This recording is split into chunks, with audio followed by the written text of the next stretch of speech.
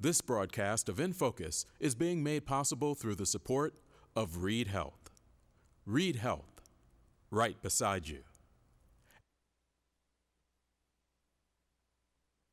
And by First Bank Richmond, with 8 locations serving Wayne County. First Bank Richmond and you, doing great things together.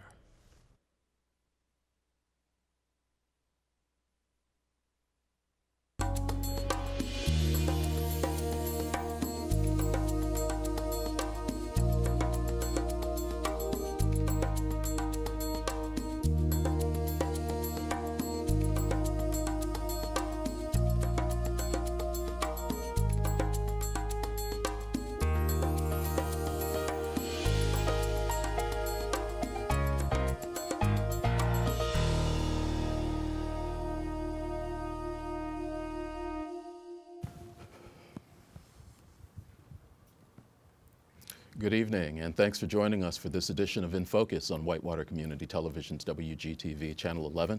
After an early spring break of a couple of weeks off, glad to be back and glad you're able to join us on this International Women's Day. We have a chance actually to speak to a couple of women that are leading their organizations, one just recently having taken over, Melissa Vance, who is the new president and CEO of the Wayne County Area Chamber of Commerce, will be our first guest. And then a little later on this hour, we'll be talking to Denise Retz, Superintendent of the Richmond Parks and Recreation Department. And just because I need a balance in here, Caleb Smith, who is also a Farmers Market Coordinator with the Richmond Parks and Recreation Department, will join us a little bit later on. We'll talk about the farmers market that's going on. As we come back after a break, we need to begin with, yes, a shameless plug. This time of year, for the last few years, we've talked about WCTV's annual event, 21 for Fun, and that event is coming around once again. That will be Saturday, April 7th at Forest Hills. Doors will open 5:30. Dinner, that's right, I said dinner. That's a new one for us. Will actually take place at 6. We'll do a short presentation around 6:45, and then at 7 o'clock, the tables will open. Your chance to play blackjack, craps, roulette, poker, 3-handed poker, 7-handed poker. It should be a great evening, and we'll have live music by the Dan Nix Big Band, which are a lot of students from the Jacob School of Music down in Bloomington. So we're expecting them to play during dinner and then during the evening, and it should be a lot of fun. We ask people here not to actually sell tickets, so we are not going to mention the price, but you did see some information there on the screen as to where tickets can be purchased. And if you need more information, feel free to give us a call here at WCTV at 973-8488, 21 for Fun, as we celebrate our 30th anniversary this year. The event's actually taking place right around our 30th birthday, so looking forward to that. It is also, after a year off, time to remind you that election season is upon us, and we'd like to remind you that you do still have a chance to get registered for this year's primary election. Voter registration actually ends on April 9th. You can register in person, Wayne County Courthouse on the 2nd floor, 301 East Main Street. You can also register online, indianavoters.com. If you need more information, there's a number there for you to get more information on what you need to know. You want to be prepared. You'd think there aren't any races. There are actually some primary races, both on the Democrat and the Republican side. And we'll be joining with our partners, the Wayne County Area Chamber of Commerce, for the upcoming In Focus Candidate Forum. We take this spot and give you a chance not only to hear from those running for office, but to ask questions. We want this to be an interactive process, so there'll be a series of 5 weeks. That's right, we have to work 5 straight weeks, and none of us are happy about it. We're going to open up on March 29th with the Republican candidates for the 6th Congressional District. The following week, on April 5th, we are inviting in the Democrat candidates from the 6th Congressional District, and both of those races have multiple individuals. I think there are maybe 6 Republicans running and 7 Democrats running, I think are the numbers somewhere in that area. So a number of people to meet and consider. On April 12th, we'll be inviting in the candidates running for state representative in District 54 and 56. And then on April 19th, we'll be inviting in the Republican candidates running for Wayne County Sheriff. There are 3 people in that race. And then finally, on April 26th, the Republican candidates for Wayne County Council District 3. That's the seat that is currently held by Councilmember Peter Zaleski. He has decided he is not running, but there are 2 people who are running for that seat. So once again, beginning on March 29th, April 5th, April 12th, April 19th, and April 26th, we invite you to join us for the In Focus Candidate Forum as Whitewater Community Television joins with our partners from the Wayne County Area Chamber of Commerce to try to keep you updated with your choices in this election season. And obviously there are already some people running on the Democrat side in the November race, so we'll be back in the fall again with some of those races, and that gives me a chance to pivot and welcome my first guest, Melissa Vance, the new CEO, President and CEO of the Wayne County Area Chamber of Commerce. Thanks for taking some time to come in with us this evening. Thank you for having me. How has the first couple of weeks been? It's been wild and crazy, but it's all good. Nice. Curious, is this something that you have thought about for a while, and as you were thinking about trying to step into this role, what were some of the things that you thought, you know, we've done this well, but I think maybe we can tweak this and do a couple of things better? Sure. Well, one example, I guess, that I've spoken with a few people about is our Community Leadership Council that meets monthly with various leaders, elected leaders, and people in prominent positions get together, have conversation about what's happening in their aspect of the community, and it really brings together some conversations that are necessary. But at that meeting, we don't have very many people from the county. You know, we have county council, or commissioner there, and we have some city council people, the mayor, and all of that's wonderful, but I'm really hoping to be able to reach out to the towns and invite a representative or 2 from their councils to come and sit at the table, because I really believe that all boats rise with the tide. So if we work together, we're going to be a stronger county for it. As you look at your job and making that connection between the business community and the governmental entities, how do you make that general connection stronger? Because the business community actually does seem to be getting stronger. Everybody talks about Blue Buffalo, but that's one that has not even started hiring yet, so you've got that hiring. Sugar Creek was standing in front of the Wayne County Council yesterday saying they want to hire another 100 people by next summer, and that doesn't even include what's happening with the small businesses that continue to grow. So how do you help make that connection between what your membership, large and small, and what those government officials are thinking about? How do you make that work for the benefit of the community as a whole? Well, I think it's important that we as a chamber are at the table with the people who are making decisions from a public policy perspective, and initiatives, grants that might be coming from federal or state sources. It's important that we're at the table and advocating for our businesses and making sure that they're well represented in those conversations. You know, it's important that we are talking about, there's construction downtown, but how can we help our local merchants thrive? How can you get to the chamber? You know, those are important conversations. But no, I'm being a little facetious, but it's true. Those are the things that, large or small, we want to be a part of. How do you see the business? Because you've been with the chamber, you're not new to the chamber, you've been there for a while, and you've been really engaged with your members. What are the type of things that let's start with some of the larger members, some of the more manufacturing in. What are some of those folks saying and asking for at this particular time from their chamber and the chamber membership? You know, the biggest thing that we hear, and I'm sure you've heard it too, is we need a workforce. We need a qualified workforce. And that is something that we have been working on at the chamber level very heavily. Our Business and Education Committee has been diligent over this last 2 years, really working on exactly that. Last year, coming out with the high school senior job fairs for the first time.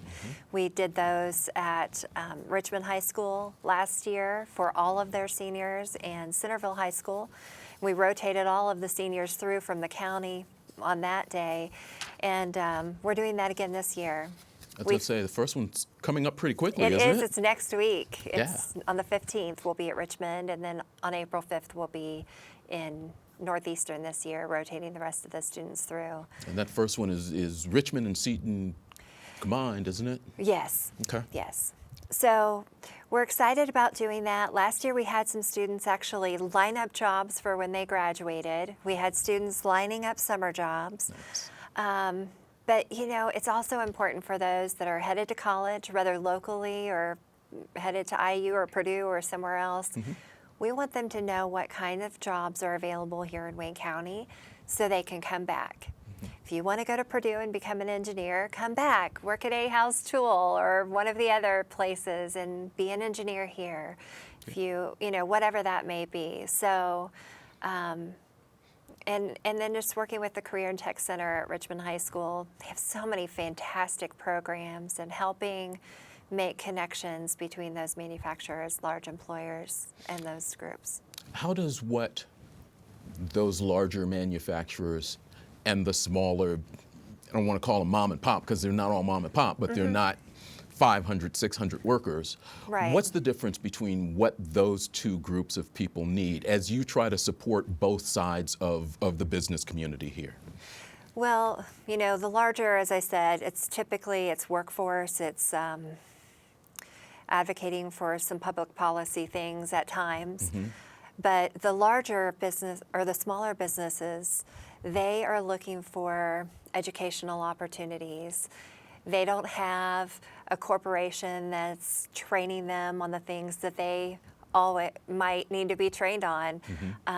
They don't have an accountant that's doing their taxes all the time. Sometimes they're doing those things themselves. And so, you know, for instance, we just had Brady Ware come in and do a free educational session on the new tax laws and how you make adjustments and what to look for this year as your business is transitioning. And, you know, I think it's a lot that for the smaller businesses. It's making sure that we're bringing relevant topics and opportunities to them to meet their needs so they can grow. Chamber, and obviously we work with you all a fair amount, a small organization, right now incredibly small. There's Very only small. 2 of you doing what you do. How is it as you try to balance your time between meetings, working with your legislators and government entities, being able to be there for your constituents, for your members, because it is a member-based organization, with only a couple of people? How do you kind of balance that in that office? Well, thank God we have about 100 volunteers that are working on our committees. If you add our board of directors, which is very strong, together with all of our committees, made up of our members and members' employees, that's how we're able to do it. Without them, we absolutely could not. But internally, you know, trying to divide duties, and you go focus that direction and I'll focus this direction. But because we're a small team, we really have to function as a team. And there are times when it doesn't matter what we're working on, we drop it and go jump in and help, you know, wherever we're needed. Your position that you left, is that position open now? And what is it that position will be in your mind? You did it for a while, which gives you an interesting chance to say, maybe this needs to be tweaked, maybe that needs to be tweaked. Right. As you think about how the overall chamber is set up at this moment, are there any changes you want to make in particular maybe to what Ed's doing, or what the new person stepping in as your education person will be? Well, what I've been doing is all of the events and kind of being the staff lead for 4 of our 6 committees. And that's a lot. It's really a lot. Yeah. It's a lot of hours. And so I really am hoping to scale that back just a little bit. I'll probably stay very involved in the Business and Education Committee myself, and try and take that one committee off of the shoulders of that person. We'll probably have them handling some membership things, but Ed is going to step into the staff lead for the Buy Local Committee. Okay. I think he'll be fabulous at that. He's been very involved with Wayne County Weekends this last year, and very involved with the Depot District and the Downtown Business Group and those sorts of things. And so he's going to take that on. And I think just making some of those shifts will help balance out the workload for everyone. That Wayne County Weekend, it was the first year of it, a way to really, I think, connect the Chamber of Commerce to the wider area. It is the Wayne County Area Chamber of Commerce. Right. How did that first year go, and is that something that you think is going to continue going forward? It went, we had learning moments along the way, and we were feeling ourselves out as we went along, but people really enjoyed it. The community enjoyed it when they came out to the festivals or the weekends or whatever. Mm-hmm. Kicks 96 and 101.7 The Point was with us every weekend in a different community, and that was great. This year we've decided, instead of tackling 4 months, we're going to do 3. We're going to do June, July, and August. And our Buy Local Committee is stepping up, and those committee members are picking a couple weekends through the summer that they're going to go and kind of man the chamber booth so that our staff doesn't have to work all summer long, which is really, again, it's just an amazing thing that we work with such great people that care. A couple of things coming up. I know that HYPE started with the Chamber of Commerce, kind of moved out on its own, is now back with the Chamber of Commerce and under your umbrella, and you're kind of helping them move along. Tomorrow's the deadline for people to be able to nominate a young professional. Why don't you talk about that, since that deadline is coming up quickly? Yeah, well, just a little clarification. HYPE does have their own board, and they plan their own activities and that sort of thing, but we do partner on different activities or events, and this is one of those things. And we feel like it's very important to recognize the up-and-coming leadership in our community and the young professionals. We have an amazing group of young professionals here. So yes, if you go to our website, WCAreachamber.org, you can nominate your favorite young professional. And if you don't know what young professional actually means, it's anyone under the age of 40, and then there will be awards based on their age categories. So, you don't have a 25-year-old really competing with a 39-year-old who is a little more seasoned. But it's a really neat event. It's a luncheon, and we hope that people will come out and support these young professionals and who may be future chamber board members. That's right. I'm actually looking forward to working with them. They have such energy and potential that they're already pursuing. So. I know that you all have been working for a few years with the Rural Urban Banquet, which has been an annual event. This year sounds like it's going to be a really great event, and you've got a dynamic speaker coming in. We do. Zippy Duvall is the speaker. He's with the National Farm Bureau Association, I think is how you say it. But he is coming into town, going to be flying in and being our speaker. Those that have heard him before say that he's a very dynamic person to listen to, very insightful, so I'm looking forward to that. The mayor will be there and making some opening comments as well. I think one of the things with the Rural Urban Banquet is we often think, oh, well, that's for the farming community, the agricultural community, and really it's a time that the ag community can come together with the urban community and connect and talk about what each other are working on and doing. So we hope that people will come out. It's a very inexpensive ticket. You can just call the Wayne County Foundation and get your reservation. Great. We're just about out of time, but have to ask, As you step into your new role as President CEO, do you hang on as being host of Chamber Chat, or what do you do with that particular show? And have you enjoyed that experience? You know what? I have. It's fun to be in studio. It's fun to be here with your team. Very professional and easy to work with, and I appreciate that about the WCTV group. All of the above. All of them, GTV, whatever you want to say. But I'm probably going to hold on to that for at least a while. Okay. Till we see how everything's going, but for a while, I'm enjoying it. Nice. If you have not seen it, that particular show airs on Tuesday evenings, 8 p.m. on WETV Channel 20. A chance to meet some of the local business owners, find out what's going on with the Chamber. You actually, with the last show, one, had a new set, yes. and two, kind of did a new segment with Ed Delapaus. We did. It was fun. We're having him come on and just talk about things that are coming up, and we have really decided to segment. Ed's going to talk about upcoming events, and we're going to do a segment with a chamber member and a segment with one of our committee chairs, and so that we kind of hit all the things that's going on in each episode. A lot going on with the Chamber every month. You can get more information from them if you go to their website, wcareachamber.org. Congratulations on the position. Thank you very much for spending some time with us. I know there's a lot that's coming up, and you all are doing a great job getting information out. You all email that blast out every Friday. Yes. That really kind of helps people grasp what's going on, not just with your office, but in and around the community.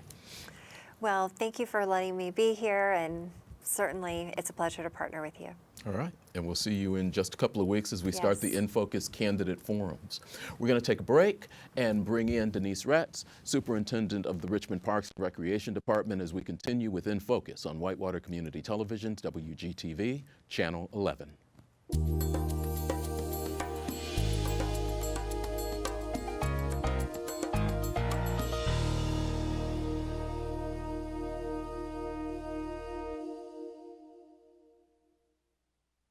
The leaders of First Bank Richmond encourage their employees to give their best effort towards serving the community. One organization very dear to many First Bank Richmond employees is the Third Grade Reading Academy. First Bank staff volunteers hundreds of hours and even host Academy students on site. Doing great things together stands for First Bank's commitment to continue doing all they can to make life better for their customers and our community. First Bank Richmond and you, doing great things together. Hello, I'm Melissa Vance with the Wayne County Area Chamber of Commerce, and I'd like to invite you to join me on Chamber Chat. This time we will have with us Tom and Jen Farrell from Radford's, as well as Sherry Lynn Johnson from Hill's Pet Nutrition and our Chamber Board. And we will be looking in with Ed De La Paz on upcoming events. Tune in on Tuesday evenings, WETV Channel 20 at 8 p.m.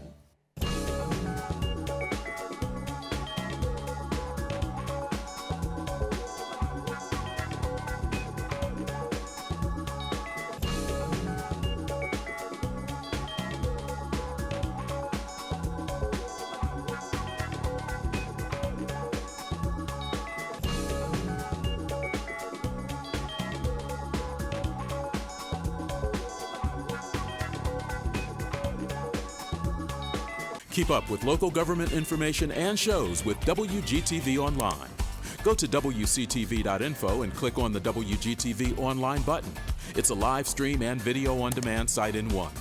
Click the play button, you'll see whatever's on the air on WGTV Channel 11, or scroll down for videos on demand.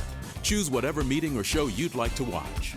It's easy to stay informed with WGTV Online, a service of Whitewater Community Television.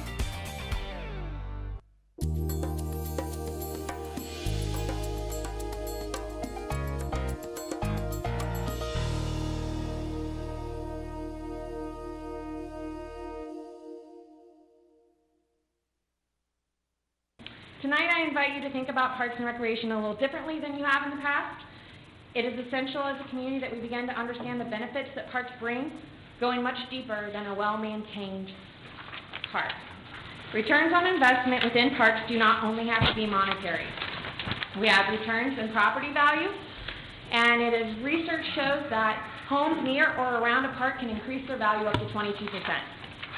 Return in investment in our environment. Did you know that over a 50-year lifetime, just one tree generates over $31,000 worth of oxygen, provides over $62,000 worth of air pollution control, and recycles over $37,000 worth of water and controls over $31,000 worth of soil erosion.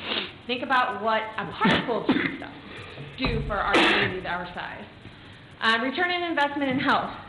The closer that you live to green space, the more likely you are to access it. That means the healthier our community becomes. It is estimated that every dollar you spend on trails equals a savings of $3 in healthcare expenses.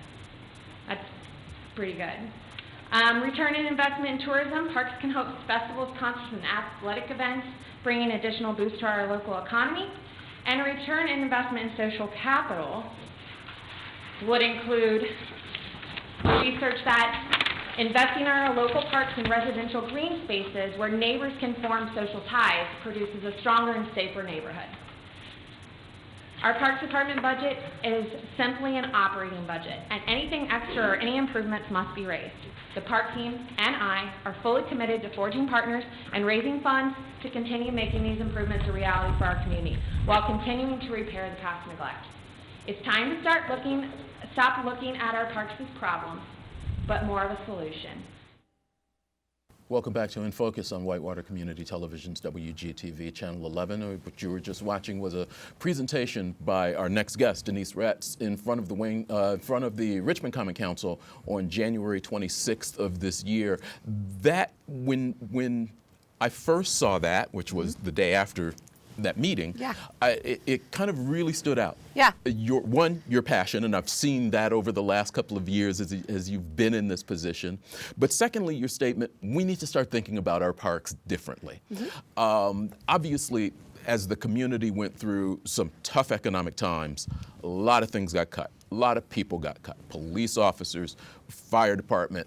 The Parks Department took some big hits, and through the years, as things have tried to change, have also taken some big criticism. Talk about, as you've been in that position for a couple of years now, what you want people to think about as far as the Parks Department. What do they need to know, and how do you want them to look at it differently? Well, thank you for noticing that we've been trying to, really joint efforts to make the parks better. This is going on the second year in February, so I'm just a little past year two, and I'm still just as enthusiastic as the day I walked in about these parks that we maintain and the partnerships that we've forged in the last 2 years to make these things happen. And that was one of my key components as I took this position, is that we can't do it by ourselves, and that the parks didn't get this way overnight, and they're not going to get fixed overnight. Sure. So I constantly have to remind myself of that, and realize that we have to join efforts with other service organizations, with other businesses, with other opportunities to make these parks thrive. And my whole goal is just really to rejuvenate each neighborhood one park at a time. How do you take that on? How do you decide the priorities when everybody has their feelings? Those who like baseball see McBride Stadium and you hear it. Those who like to play see Clear Creek, problems with the diamond. So how do you prioritize that, and how do you get that message out there that just what you see it didn't happen overnight, can't come back overnight, there's still just a limited pot of money? Right. There is a limited pot of money, but we've been working very creatively to increase that pot of money, working with local businesses and donors who want to see our parks flourish and thrive, and that has been amazing. Every time I step into a presentation, every time I walk into somewhere to talk about parks, they say you're doing a fabulous job, and I constantly say it's not me, it's our team. We have a team of passionate people who needed to feel appreciated, and they love our parks. That's why they're still here. And over time, they've been not allowed to do as much. And with the dwindling budget that we receive each and every year, we have to find those creative ways and those creative sources, grant funding, partnerships to make these things happen.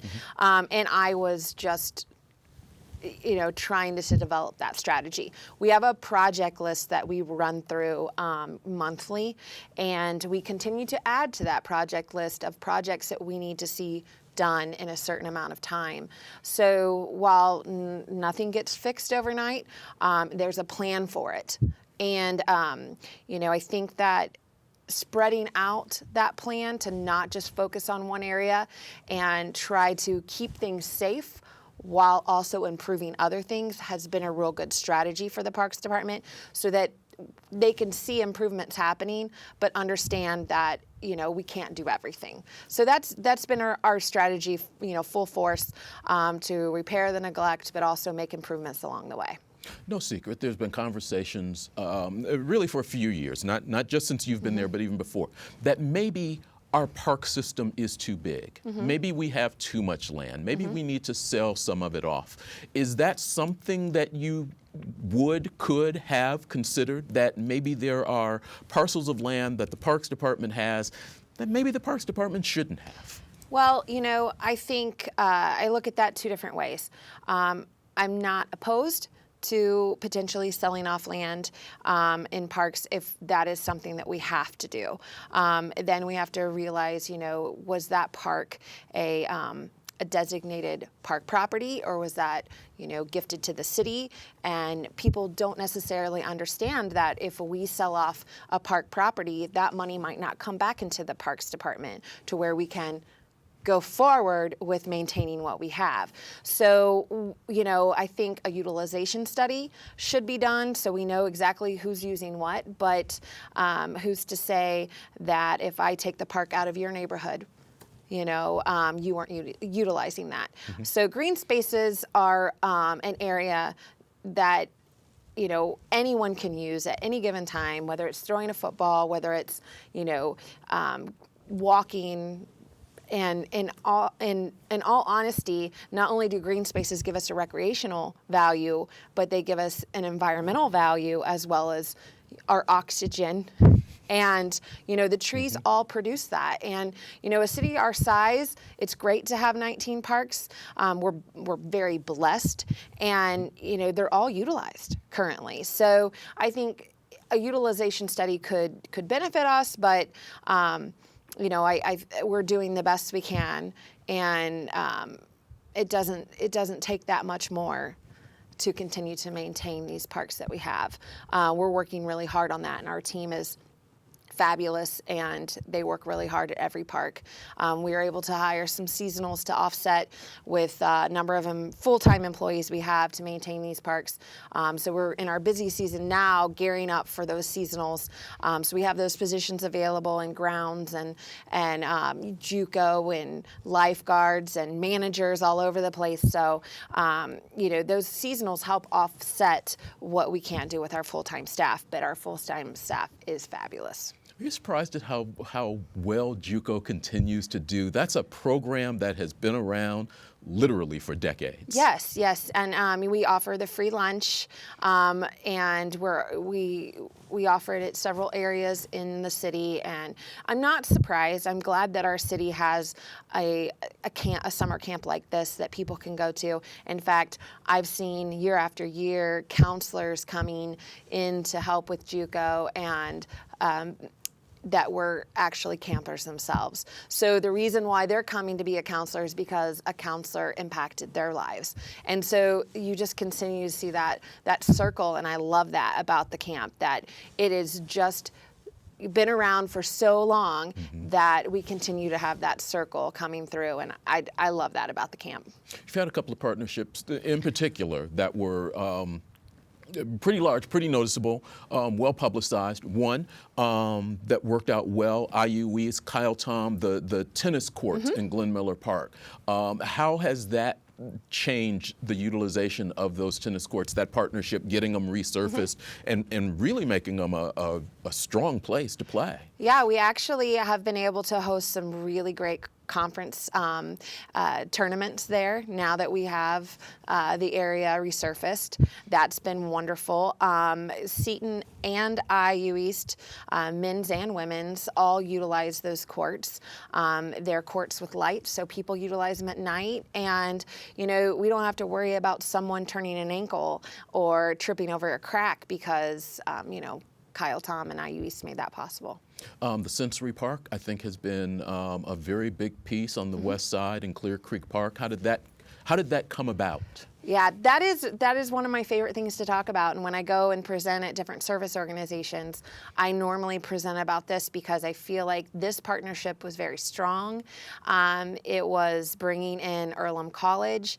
In 2017, I worked with 5 Earlham Environmental Studies seniors for their capstone project, and they designed and researched and helped fund a sensory playground that we didn't have here. We love our dog park. Dog park is great. People visit that all the time.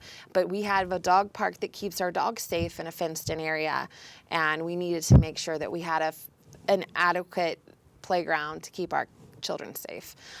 This playground hits every development component really that we could hit, and every piece is designed in a certain way for anyone who wants to come and play, all abilities, all ages. And that's what makes this park very different, is because we can have 6 months to 12 years there and beyond. So I'm very excited about having this playground as a part of our Parks Department. It matches the Dream Court, which is one of 29 internationally, which is one of the first partnerships we did with the Boys and Girls Club when I arrived.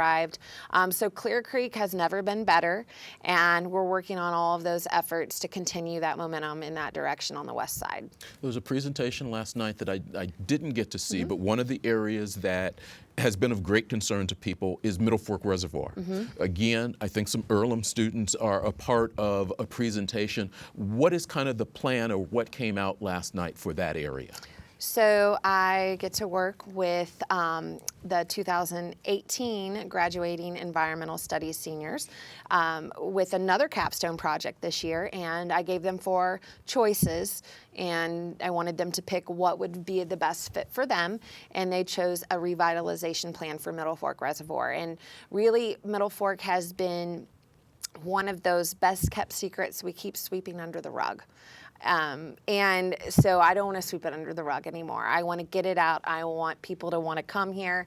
I truly believe it is one of our best kept secrets and a gem that we need to shine and just broadcast to the entire community. Come here, have, you know, recreational opportunities right in your community. You don't have to go out to Brookville. You don't have to go to Prairie Creek. We have the same opportunities right here in Richmond, Indiana, that you can take full advantage of. So while working in baby steps is sometimes not my speed, I have to realize that you know, we're working towards an end goal. One of those revitalization opportunities that the students have really just kind of focused on is bringing our family and our children back to Middle Fork. Super Park was the playground in its day 28 years ago. Okay. It's not so super anymore, unfortunately. Some of the playground equipment is obsolete and really just needs some TLC. And so they really identified that as one of the first components in the revitalization plan. The second component would be the docks and just really helping those fishing piers and getting those docks where people feel comfortable again docking their boats on those dock slips. And that is one of our biggest sources of revenue. So getting those where they need to be, where people feel comfortable docking their boats again, and buying a dock slip will be advantageous to this area. So that's really the second component of the revitalization plan. The third component would be, you know, having more recreational and programming out there. I think that's one of the things that we're lacking. We're going to be doing some Bark Park activities this year. And when we conducted a survey, the students conducted a survey with our community, and the amount that participated was over 300. And in that respect, most of them said they come to Middle Fork because of the dog park. And so Hills Bark Park is a huge hit with our community, and I love that. So we're going to capitalize on that, and we're going to bring people out for Bark Park activities so that they have fun things to do when they're coming to the dog park. There's a lot of other revitalization that will be happening there. It won't happen overnight. But there's steps in the right direction for sure. And those students, the environmental studies students, are doing a wonderful job helping me research back end of other reservoirs, what works for them, some fishing information from the fish biologist, and other information that will be helpful as we move forward in this area. One of the other areas, you're watching In Focus, by the way, on Whitewater Community Television's WGTV Channel 11. Our guest this evening, Denise Retz, Superintendent of the Parks and Recreation Department. One of the other areas I want to talk to you about before we bring in Caleb and talk about the farmers market is an area that, again, caused people some consternation, and that was the greenhouse area. There's been some revitalization going on there. There were people who thought, how did the city end up with that, blah, blah, blah, blah, blah. Talk about how you see that benefiting this community, because you've been an advocate for it. Oh yeah, I've been a huge advocate of our greenhouse because greenhouses are few and far between. And our greenhouse that we utilize now, we wouldn't be able to do the beautification efforts that we do in the entire city if we didn't have that greenhouse. We grow almost all of our seeds and our flowers by seed and plug. So that saves us money in the long run. We've done both efforts. We grew our flowers for 34 years, and then we turned around and 1 year decided to see how it was to purchase all of our flowers. There were complications, there were pros and cons, just like every avenue, but we had to try it to see what it was, what it would entail, and then went right back to growing our own seeds and plugs and our own flowers. So basically, yes, I've been an advocate for the greenhouse because I believe we are blessed to have that in this community. I believe it's been underutilized. It could be a better teaching opportunity for our community on how to grow fresh food, how to start your own seeds. We do somewhere between 6,000 to 7,000 annuals a year just to beautify the city building. We help with downtown efforts. We do all of our 19 parks. We help with the Explosion Memorial. We help with the fire department. We help with the Veterans Park. We help with the street department. I mean, there are several partners that we help in the efforts that we provide. And we have to be able to water those and watch those grow and make sure they're doing what they're supposed to do appropriately. This year, though, it was very exciting to me. Yesterday was the first day we were able to bring a school group in. And that is what I just envisioned this whole time as I was revitalizing the area, and we were working with sanitation efforts and really doing creative strategies to be able to get some of these old dilapidated greenhouses down and some of the unsafe areas taken care of. We were able to back off on our electrical needs as well as our gas and our meter and our Vectrin. So those things are saving us money too by having the other dilapidated greenhouses down that were unsafe. In that area, we are going to produce a tree nursery so that we can begin to produce our own trees for the entire city. Trees are an issue. We have that issue all There's over. some old trees that are just falling down. Yes, but it's all over our community. It's all over every community. It's all over every parks department. It's all over every city.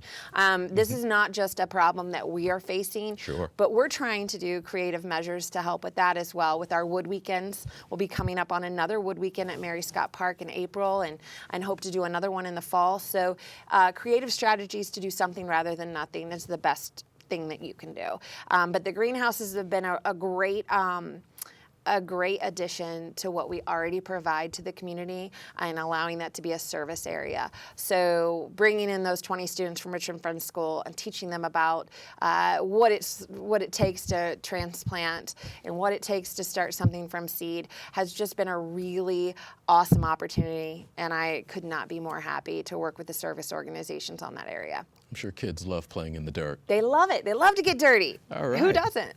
One of the areas that has gone very well, I think, for you all is your farmers market. And yeah. we've got Caleb Smith out in the waiting area. We're going to take a short break, bring him in, and talk about the farmers market as it stands and what people can look forward to in the future from that, because I think that has also been an area of growth during the last couple of years for the Parks Department. Absolutely. It's one of my favorite things to talk about. Okay.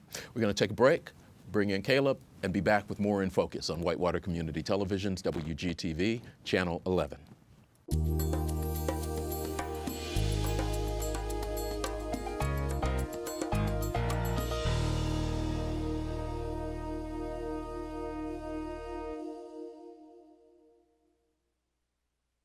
Life can sometimes be chaotic, and with small children, it can be difficult to get to the doctor.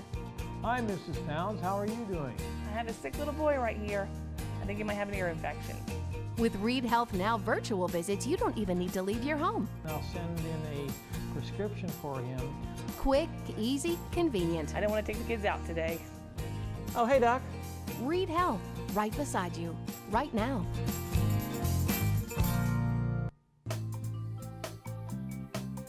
Hi, I'm Tim Scales, the Director of the Center for Entrepreneurship and the host of In Your Business, a television show where we talk to entrepreneurs. We learn about their business, how they started their business, where their business is today, and all the different things that go on with business. But our next episode, we'll be visiting with Kent Hamilton and Kelly McQueen from Optavise IT. You know, the business owners are actively involved in running the day-to-day business. Watch In Your Business on Tuesday nights at 9:30 p.m. on WCTV, Channel 20.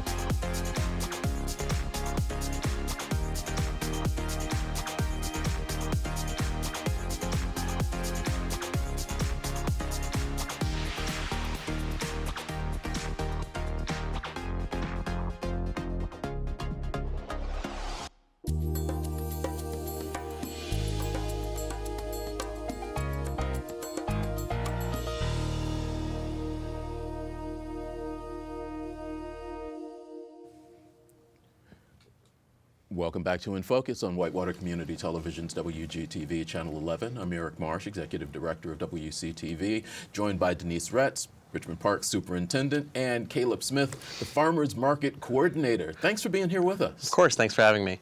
The farmers market, if you just say that, a lot of people's eyes light up. First of all, when it first started, people were going, really? Yeah. But the growth in the number of vendors has been great, and the fact that, let's start with, it didn't end at the end of the summer. Oh, no. No way. Yeah. Talk about the winter farmers market. So we've been really successful and had a wonderful time moving our location for the winter farmers market from Star Elementary, where we were for the past couple of years, to the Italian market space in the Depot District. Mm-hmm. And we loved our time while we were at Star, but we felt it was time for a move to get a little bit more in the community, a little bit more downtown-ish area, and it had a little bit more space available for us. And so we moved in there. We share the space with the Italian market and also New Boswell Brewery, and that's been a lot of fun. That sounds like a lot of fun. Yeah, we've turned the market into a real party. They do mimosas, Bloody Marys. It's a lot of good stuff. I keep hearing about the Bloody Marys. Oh yeah, they're good stuff. And we've seen a lot of growth in the amount of vendors at those winter farmers markets. Sometimes in past years we'd have as low as 10 vendors at a winter market. This year, right before Christmas, we had 37. And it was a jigsaw puzzle, but we made it all fit and work, and we had a great time. Our vendors had a wonderful time selling people Christmas gifts, things like that, and we've continued to stay strong all winter long. We had a lot of vendors at our last winter market just last weekend. A couple of times a month? Yeah, so we do it on first and third Saturdays from 10 a.m. to 1 p.m., and it's at the corner of North 10th and Northeast Streets in the Depot District. Are the rules, and I don't want to say rules, but let's say that, Right. what you expect from your vendors, is it the same during the winter market as it is during the summer market? And talk about some of those changes that went about and why you put those into place for your vendors. So when the Parks Department took over the farmers market in 2015, we made the decision to be a growers only market, which is a phenomenon growing around the country. And what that means is we ask that anybody who is selling at the farmers market has grown, made, created in some way the goods they are selling. And we say that's within a 100-mile radius, but actually most of our vendors come from less than 10 miles away. And we did the math on that. The average distance produce travels to our market is 11.2 miles. Whoa. Yeah, so we're hyper local. Okay. And that's something I really pride myself on with the market, is that we have a local market of farmers from Wayne County, and we all grow everything. So everything you see at the market was grown or made by someone there. And so we keep those rules going year round, no matter if it's the winter or the summer. We make sure that everybody at the market and what you're getting when you're buying something is a local product benefiting local producers. What has been the reaction of the community, one, to the location, Elstro Plaza, two, to the change in the rules, and three, just to throw another one out there, to adding SNAP as a part of that and starting a chance for people to extend those dollars? Absolutely. So number one, the reaction to Elstro Plaza has been incredible. I don't think we could have ever predicted how great it was going to be, but the way people have reacted to the increased opportunities of the green space, the seating opportunities, the splash pad is a huge hit, and some things you don't even think of, like restrooms available on site. All those amenities that the city put in when we did the Stellar Grant have just been hugely helpful for making the market flourish.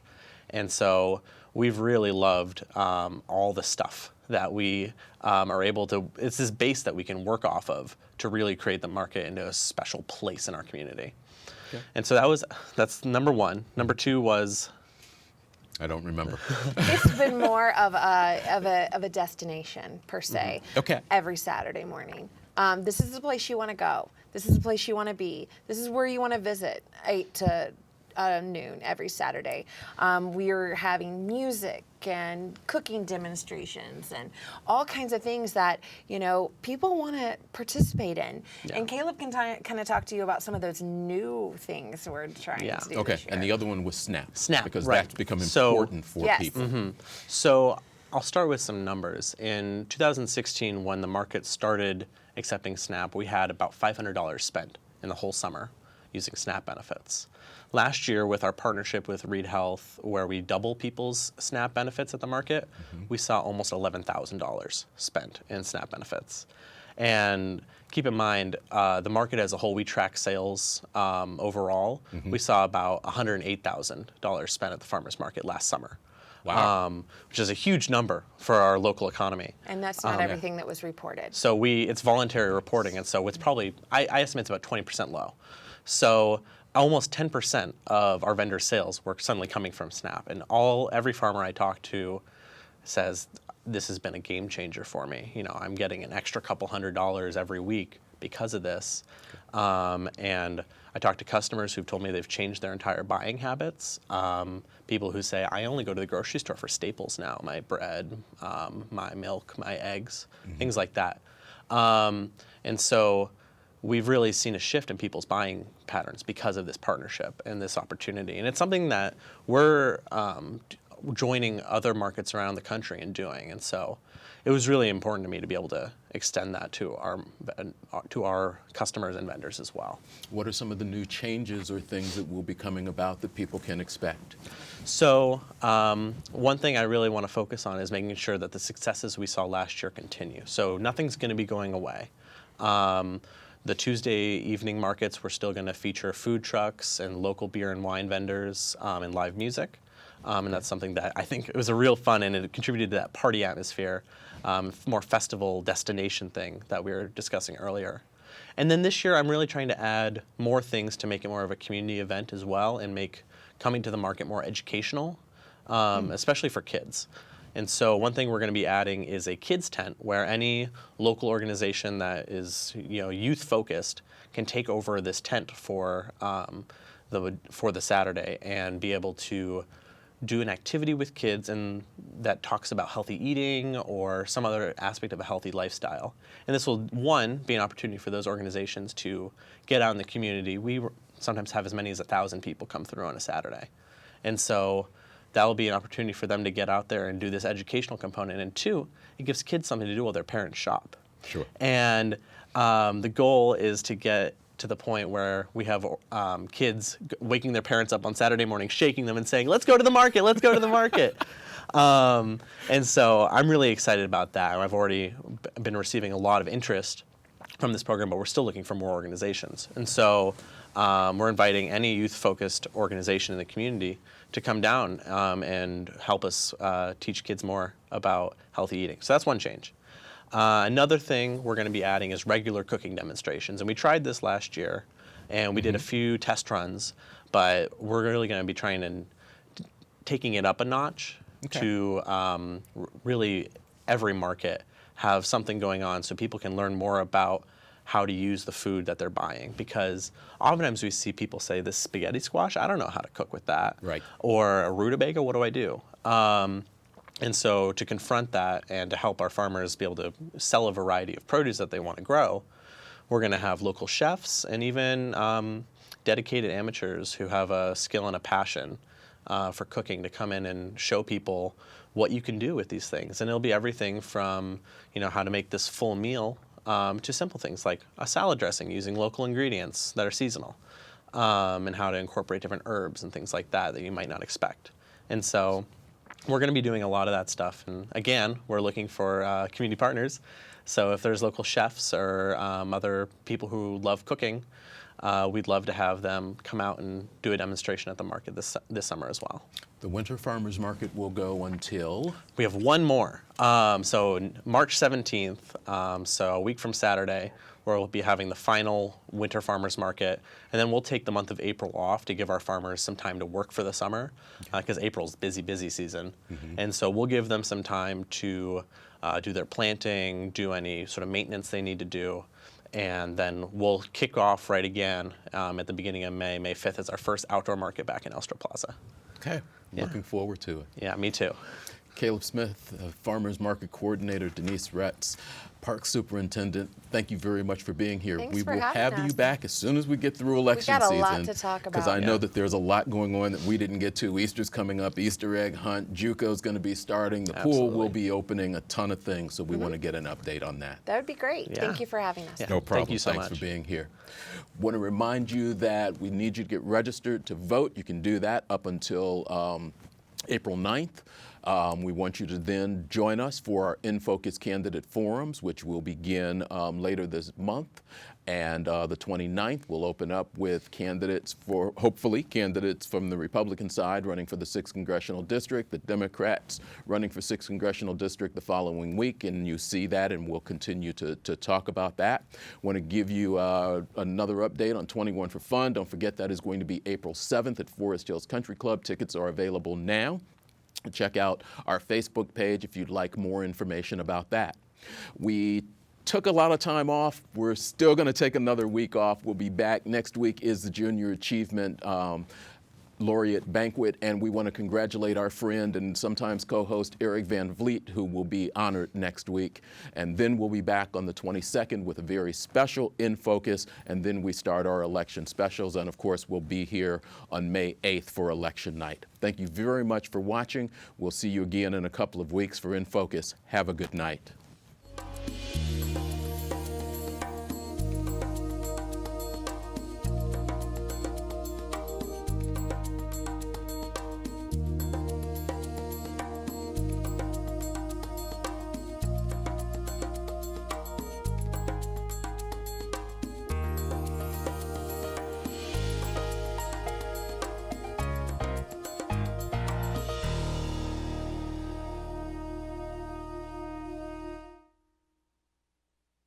This broadcast of In Focus has been made possible through the support of Reed Health.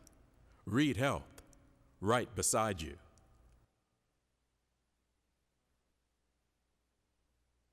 And by First Bank Richmond, with 8 locations serving Wayne County. First Bank Richmond and you, doing great things together.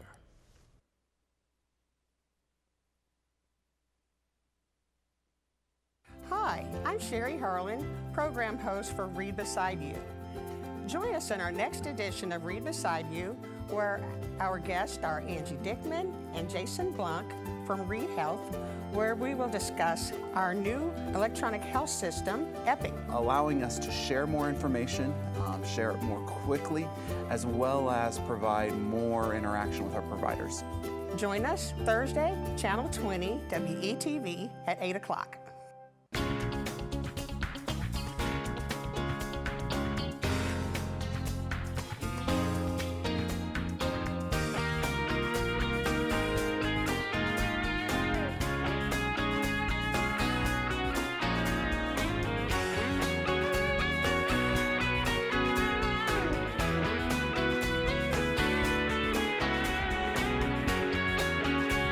You are watching Whitewater Government Television, Channel 11.